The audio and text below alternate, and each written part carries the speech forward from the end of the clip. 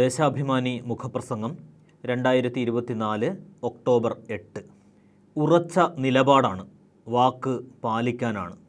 ആരോപണങ്ങൾ ഉയർന്ന ഘട്ടത്തിൽ തന്നെ പ്രഖ്യാപിച്ച അന്വേഷണത്തിൻ്റെ റിപ്പോർട്ട് വന്നതിനെ തുടർന്ന് ADGP MR അജിത് കുമാറിനെ ക്രമസമാധാന ചുമതലയിൽ നിന്ന് നീക്കിയിരിക്കുന്നു. ADGP മനോജ് എബ്രഹാമിന് ആ ചുമതല കൈമാറി.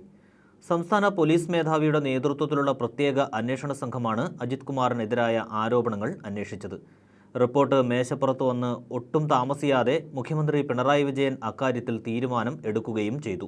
ആരോപണം ഉയർന്ന ഘട്ടത്തിലും വിവിധ പാർട്ടികളുടെ നേതാക്കൾ ഈ വിഷയത്തിൽ പ്രതികരിച്ച ഘട്ടത്തിലും പ്രതിപക്ഷവും ഒരു വിഭാഗം മാധ്യമങ്ങളും സത്യത്തിൻ്റെ കണിക പോലുമില്ലാതെ പച്ചക്കള്ളങ്ങൾ പ്രചരിപ്പിച്ചപ്പോഴും മുഖ്യമന്ത്രിയും LDFും ഒട്ടും ചാഞ്ചല്യമില്ലാതെ പറഞ്ഞ വാക്കാണ് നടപ്പാക്കിയത്.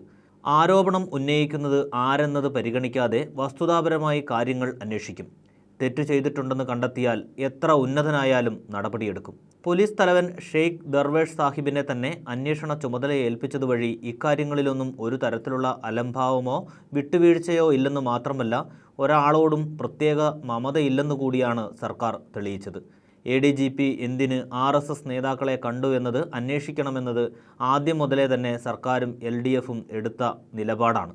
ഉദ്യോഗസ്ഥർക്കെതിരെ നടപടിയെടുക്കുന്നതിനും മറ്റും അതിൻ്റേതായ ചട്ടവും ക്രമവുമുണ്ടെന്നത് അറിയാത്തവരല്ല പ്രതിപക്ഷവും അവരെ കണ്ണുകെട്ടിയ വിധം പിന്തുണയ്ക്കുന്ന മാധ്യമങ്ങളും.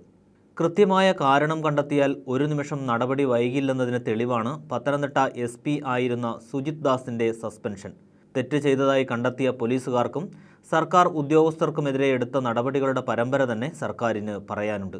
ADGPയെ ക്രമസമാധാന ചുമതലയിൽ നിന്ന് മാറ്റിയതോടെ സർക്കാരിനും മുഖ്യമന്ത്രിക്കുമെതിരെ ആഴ്ചകളായി മാധ്യമങ്ങളും പ്രതിപക്ഷവും പ്രചരിപ്പിച്ച അപവാദങ്ങളും അധിക്ഷേപങ്ങളും അവരെ തന്നെ തുറിച്ചു നോക്കുകയാണ്.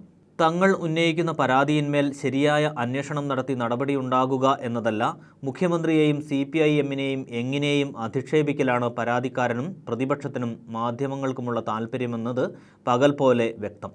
ഇത് കേരളത്തിലെ പ്രതിപക്ഷവും CPIM വിരുദ്ധ മാധ്യമങ്ങളും തുടർന്നു പോരുന്ന സമീപനമാണ്.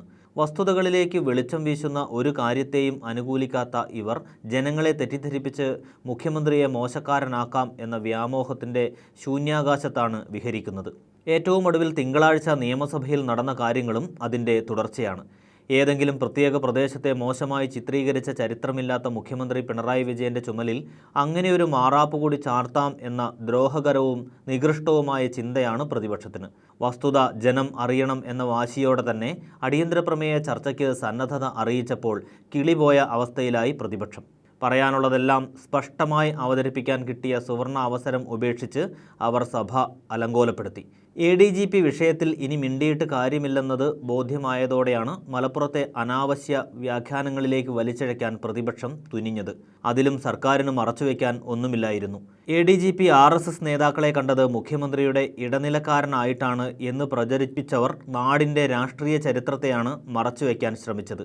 രാഷ്ട്രീയ താൽപ്പര്യത്തിൻ്റെ അടിസ്ഥാനത്തിൽ പോലീസിനെ ഉപയോഗിച്ച ചരിത്രം LDFനുണ്ടെന്ന് തെളിയിക്കാൻ ഒരു വാർത്തയുടെ രൂപത്തിലുള്ള തെളിവ് പോലും ഇല്ല.